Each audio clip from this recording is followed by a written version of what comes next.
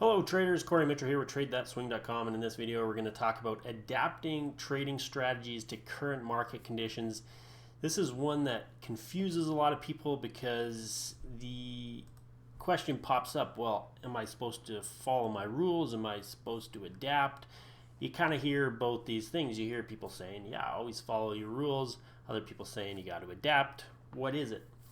Well, essentially you do both, because you want rules that are created for different situations. As you can see over here, it says context is important. So we're going to get to that. But we can do both. Adapting should be included in our rules. So we want to develop an adaptive system, and we can look at a strategy, and let's just say kind of under ideal conditions you have a certain risk reward you want to go for, or a certain exit method you're going to employ, certain entry rules, all that. So this is kind of like your basic setup, what you're looking for. And then you start looking at, okay, what's going on around that pattern, that strategy, and you'll start to notice that it'll perform maybe a bit better under these conditions. Maybe it won't perform as well when something else is happening, and we'll talk about some of these things to look at. And you'll also notice times like certain situations where, as an example, let's just say you get an entry signal, but there's a major resistance level right above. So sometimes it's going to burst through, and other times it's going to stall out and get rejected. So that might be a situation where you're like, when you notice that situation, you have a different exit rule where maybe you use an aggressive trailing stop loss or something. That way, if it bursts through, you capture some of that momentum. If it gets rejected, your trailing stop loss is right there.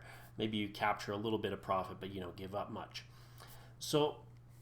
And that would be different than one where there's no resistance there, and you got a nice setup, the price can run freely.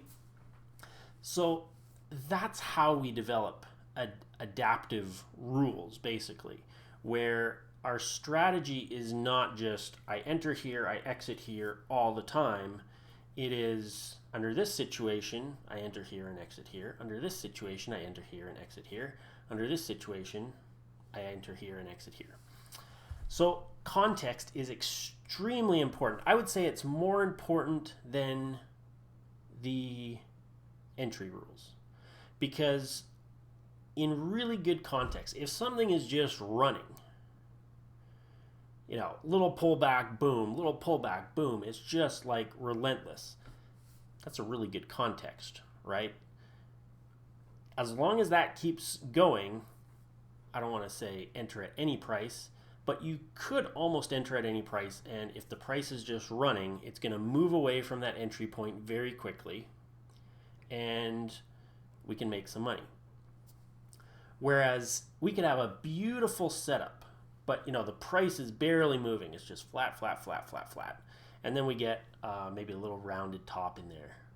And you might think, oh, that's like a beautiful pattern. It fits everything perfectly. But the context is all wrong. It's not reversing anything. There's no movement. There's no one interested in that thing. It's just, bouncing along. Hasn't done anything for a long time. So I don't like that context. I'm probably not going to take that trade, even though the pattern itself looks perfect, but the context is all off. So in good conditions, that's when we're basically going to follow our strategy kind of how ideally we probably outlined it, because usually when we're looking at a strategy, we're looking at when it performs well, we're looking at kind of textbook setups, and so there's no real issues. And so that would be, you just kind of follow your basic strategy outline. But then we start to get, once we dig in, we get these bad condition rules. So that would be an example I just gave of a bad condition rule, where even if I get a beautiful pattern, I like to trade patterns.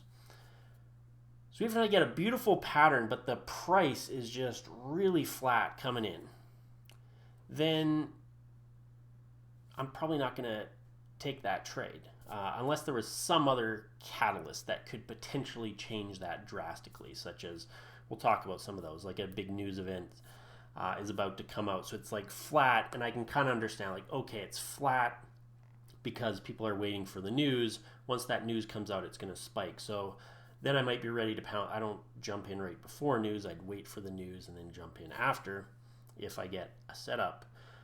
But understand that there are catalysts that can change market conditions, but unless you've kind of studied those and know what they are for your strategy, then that's something you can't really include yet. That would be part of your deep dive into your strategy to basically learn how to adapt under different conditions. So we have good conditions, bad conditions, and then what we'll call basically just in between, where it's, you look at it, it's like, hey, you know, things are pretty good. This bugs me a little bit maybe, so I'm going to be aware of that. And then you develop different rules for that. So basically when I'm kind of on the fence, I get really defensive. So I might like a pattern, but maybe it's been a little bit whipsaw-y coming in. You know, the price is a little bit choppy or something, but I like, we've had some pretty big movement today maybe, or if we're swing trading, you know, there's been a lot of movement lately. We're getting a nice pattern showing up. But just before my entry, the price was, you know, a couple days of like really choppy action or a few candles. And to me, choppy action makes it easy to get stopped out, right? Because if you jump in at the top of one of those kind of whipsaw candles and it whips back to the bottom of the candle, I'm going to be stopped out. So that's a problem for me. So basically any time there's kind of a conflict, I either don't trade, or my kind of default is I use an aggressive trailing stop loss. I would say that's my default. So no issues. I'm basically setting my target or my exit. Bad conditions, I'm not trading at all. And if it goes either way, I'm usually using an aggressive trailing stop loss combined with, hey, if it runs here, I'll use a target, or I'll just trail the whole thing. If it ends up running, great. So I like to trade patterns. So some things I'll consider. And this is basically helping you decide what are good conditions, what are bad conditions. These are some of the things to look at. So when you're looking at all your trades from a strategy and you're trying to decide under what conditions they perform well, what conditions they perform poorly, here are some things to consider.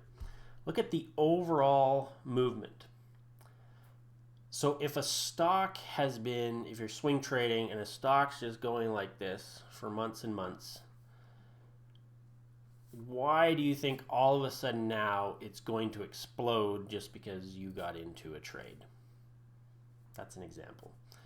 Or you could have huge movement, just like we talked about before, just really big up and down movements, big move up, little pullback, big move up, little pullback. Now we know that eventually that is going to change.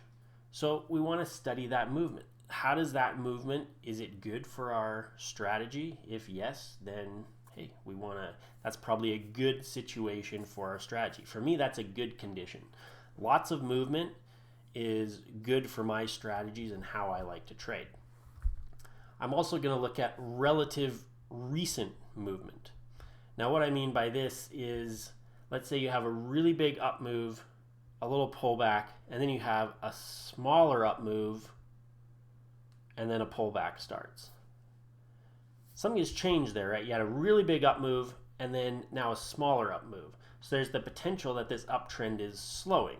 That doesn't mean I'm not going to take the long trade, because if we had a really big up move, pullback, a decent sized up move, but it's smaller than the prior one, it does show maybe the buyers are slowing down, but there might still be some left. But now I'm kind of thinking, okay, well, if these waves are getting smaller, then my profit expectations on this trade would be smaller than maybe they were prior, right after the huge wave. Because in that huge wave, we're seeing huge amounts of buying interest come in, and now we have new information that says maybe those buyers are slowing down a little bit. So I really like to study movement because I will adapt my strategies based on that. an example, we'll look at a couple examples. I have an article on this concept with lots of examples and charts and stuff, so we'll briefly go through a few of those.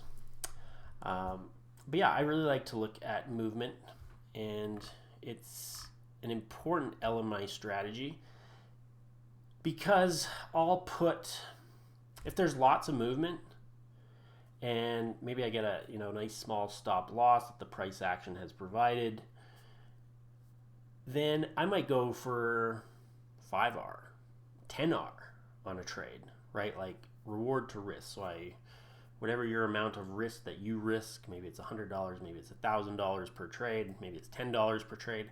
I have no idea. But you're risking 10 to make 100. You're risking 1,000 to make 10,000.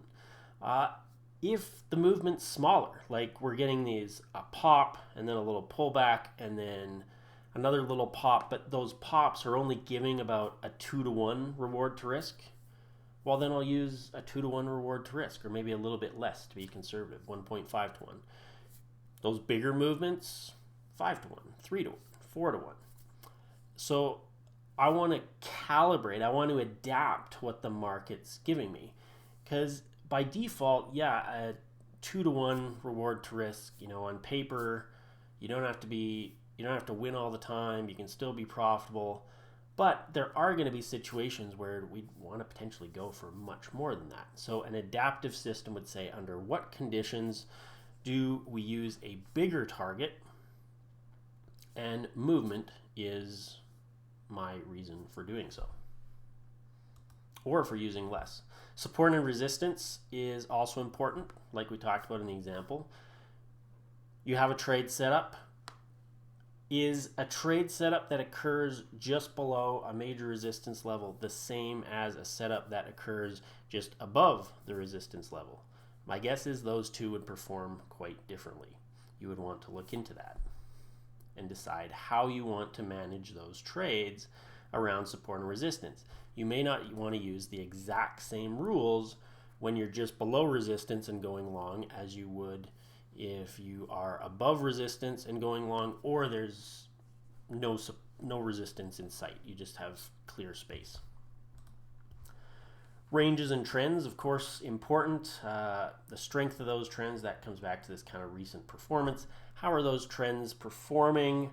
Is it getting stronger? Does it seem to be getting weaker? Ranges, I have specific rules for ranges. Basically, if I'm trading inside a range, if I get a signal, I need enough room inside that range to trade. If I'm taking a trade near the top of the range and I'm maybe going long, then I would, like I talked about before, we're nearing a resistance level. So I'm going to have different rules for that trade than I would for a trade that I take maybe at the bottom of the range as it starts turning up. Because if there's room in that range for it to move to the top, that's a very different trade than taking a setup that occurs at the top of a range with not much room for it to move to the top, but there is the possibility that it could break out. So in that case, adaptive rule, I would trail the stop loss. That way if it gets rejected at the high of the range and starts to turn lower, I'm not taking a big loss. If it breaks out, maybe I get some money out of it with the trailing stop loss. And at the bottom of the range, I'm more likely to just use a target situation. Maybe it had a little false breakout at the bottom of the range. It's starting to turn back up. There's room, so I'll just use a target kind of maybe toward the upper portion of that range. So same patterns, rounded tops, rounded bottoms, all the things I like to trade, but different contexts, slightly different exit rules. Strength, this ties into that kind of relative recent we had talked about in terms of the movement. Just, is this stock really strong today if you're day trading? If you're swing trading, is the stock, how does it perform relative to the S&P 500? Is it much stronger? I would prefer to trade things that are stronger than average. I don't really like being in average stocks. I believe, and it seems to work, that if I trade things that are above average in certain ways, I tend to do better. So that's why I pick the stocks I trade. I like to see strong stocks. When I'm day trading, I like really big movement stocks. So outside of average, lots of volume. Price action coming in. So this is the price action coming in to the pattern. Were there whipsaws? As I mentioned, those make it easier to get stopped out. So that's going to make me much more cautious instantly. Even if, and it's real time. In swing trading, we can't see it as much because we might only be checking our chart like once a day. So we just see the completed price bars. But with day trading, I'm sitting there, I'm watching each candle unfold. So even though a candle might look just red, so the assumption is that the price opened here and dropped to here in a relatively straight line. But if you're watching it and it went and went up and down like 10 times in this big red candle and just happened to close at the bottom of it, that's a different situation than a red candle that does just drop straight away. Because in one, you have much stronger selling. If it just drops, throughout the 1 minute or whatever candle you're watching, and for the most part, it's just going down, that shows a different thing than, right? Because in that case, during that bar, for the most part, those buyers and sellers were equal, and it just kind of randomly closed on the bottom. If it whipped right back up and the candle closed a second later, it might have closed at the top of that candle. So when we're looking at trades, that's important information because one makes it very easy for me to get stopped out. Whereas the other one, if you're taking shorts in an environment where the sellers are just marching the price down, that's less likely to get stopped out taking a short trade because the sellers are marching it down. It's going to move away from your entry point quicker. Whereas if the price is whipping like this, you enter somewhere, one more little whip. If it goes up, you're going short, and it goes up on one more of those little whips, you're stopped out. Chop, that's just when there's no follow through on price moves. It moves up, and you're thinking, okay, a trend's starting, it starts to pull back, and then it just doesn't go anywhere, and it keeps dropping. And then you think, okay, it dropped, it's going to try to go maybe lower, and it doesn't, and it just goes back up. So you get these kind of just like no follow-through movements. So my methods, again, are based on follow-through. I like to see strong movement, which is likely to follow through, or I actually want to see follow-through in some way when I'm taking trades. I want to see follow through in the price action. So again, we're looking at what's going on around the patterns. If nothing has been following through when I'm day trading for the last hour, what makes me think all of a sudden something is going to cause it to follow through? I'm going to be much more cautious in that situation. That's bad conditions, basically. I'm going to be staying out. Size of price waves, we'll look at that at some of our examples. That's going to help determine our reward to risk. News and catalysts. So that's going to be important because like we said earlier on, conditions can change based on things we know are upcoming. If you're trading the Euro US dollar and it's kind of quiet, that might not be important if news is coming out in 5 minutes because everyone's just going to wait for the news. So that's the fact that it's really dead doesn't mean anything. You probably won't be trading anyway because it's 5 minutes before news. You're going to wait to after that news, see how the market reacts, wait for your patterns, jump in.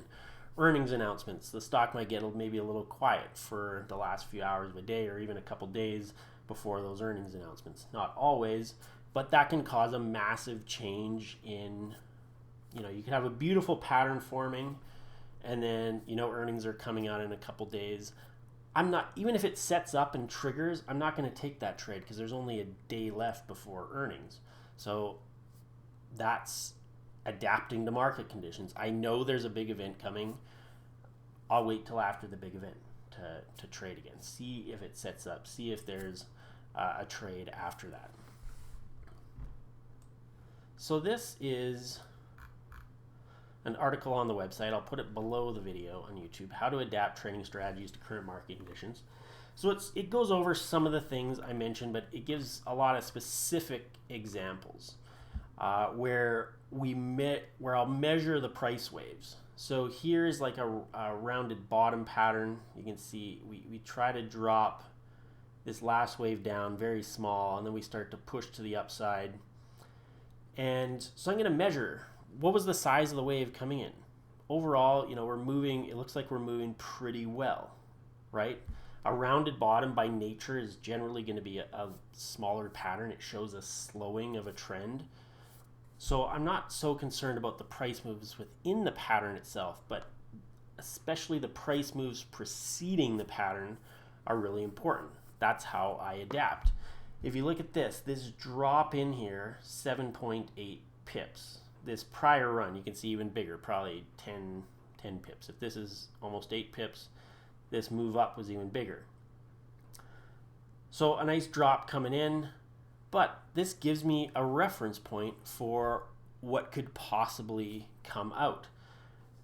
I don't want to just throw a random target on there that says, well, I'm only going to go for 10 pips all the time. Because in this case, it might have actually hit because we had a nice run. But if these kind of price waves are, let's say, 7 pips, and then you're getting a big pullback, and then another 7 pip movement, I don't want to target 10 pips because that huge pullback's likely to occur before my targets hit. I'd rather target, 6 or 7 pips, get out before that big pullback. And so that's basically here. So this target on this trade was 6.3 pips.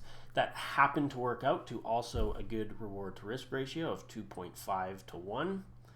And that was kind of in alignment with the moves we'd been seeing. Yes, you could have made a bit more, but quite often that won't happen.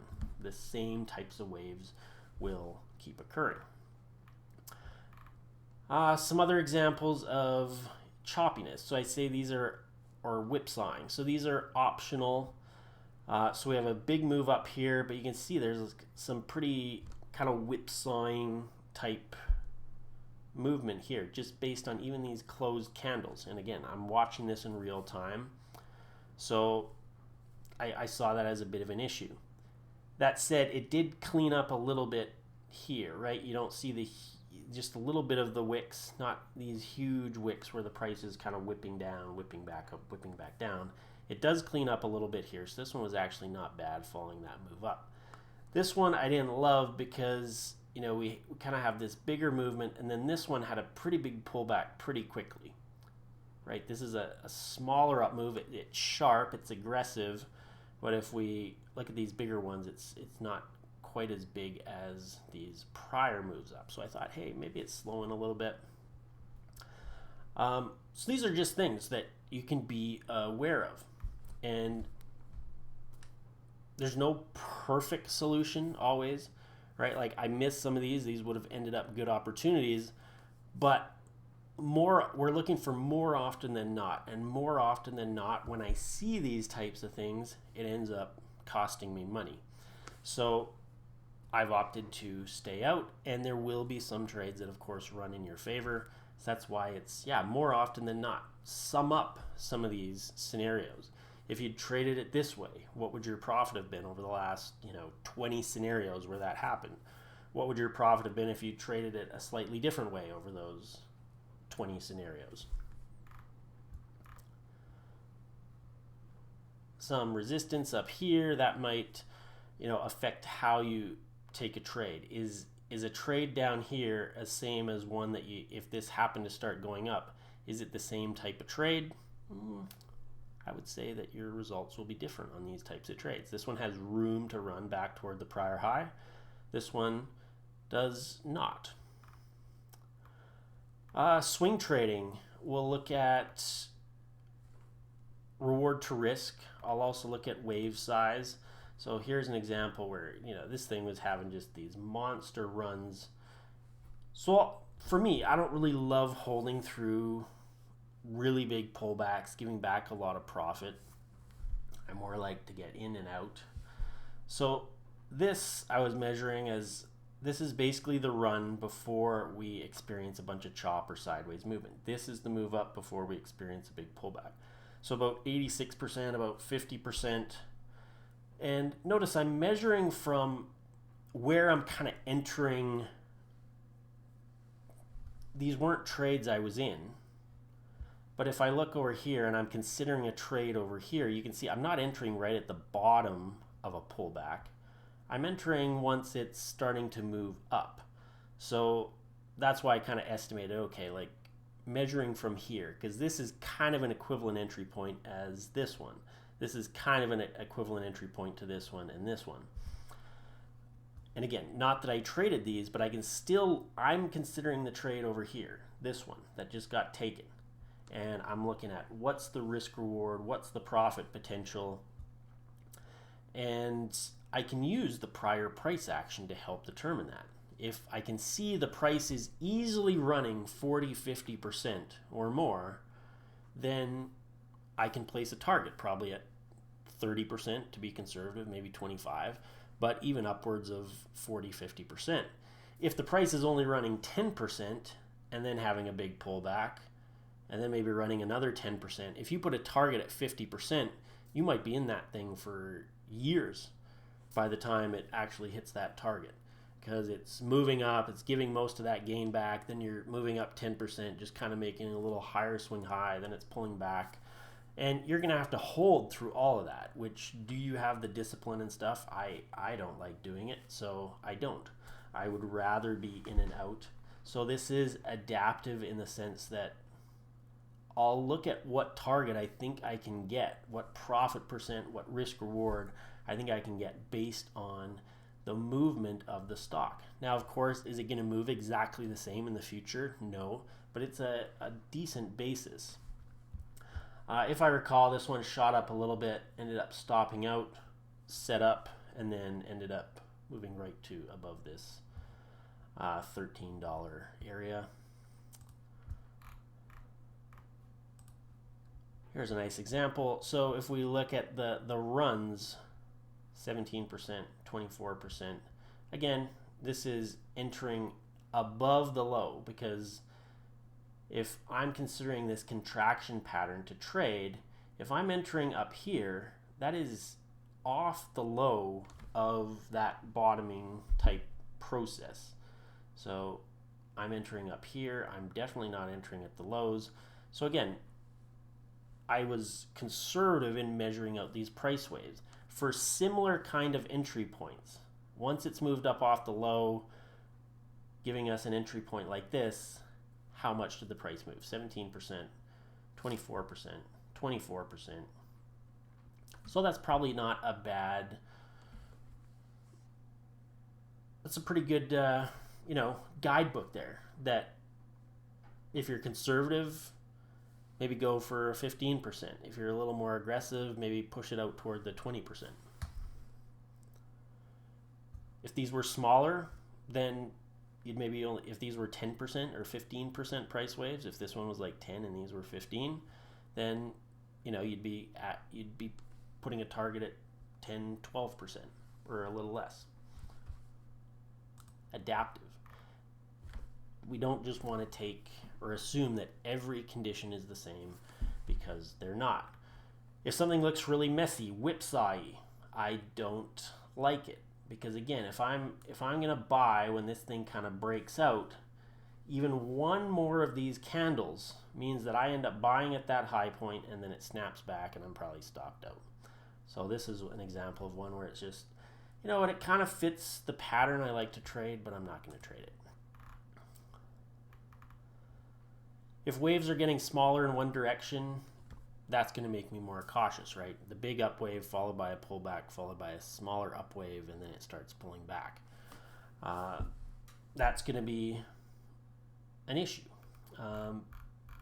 So yeah, lots of ways to adapt. Go through, think about how your strategy, what are good conditions for it, what are bad conditions for it, what are the in-between conditions, and those basically correlate to when it performs well, when it doesn't perform well, and when it could perform better with different exit rules. And this doesn't have to get super complicated. Basically, we're going to find more of these conditions the longer we trade, but then they just become basically part of the strategy. Like, I don't really have to think about them. They're just kind of part of the strategy because they got implemented over time. Have a chance to get used to trading them under those conditions. But yeah, look at all these things and start thinking about these things. What's good, what's bad, which ones could be, what trades could I perform better if I had different exit methods, and why? Was it because of movement? Was it because of support and resistance, trends, strength, price action, coming into a pattern or into a trade signal? News or catalyst, did those play a role? So that's basically how you develop an adaptive system where no matter what's happening, you've pre-thought this out, where it's, or you've noticed just by your own research into your own trades and into your strategy, by looking at charts, and you know what are the good conditions, what are the not so good conditions, and how you're going to manage each one of those situations. Loads of resources on tradethatswing.com. Thanks for watching. Like and subscribe because it lets me know what kind of content to produce more of to help you out.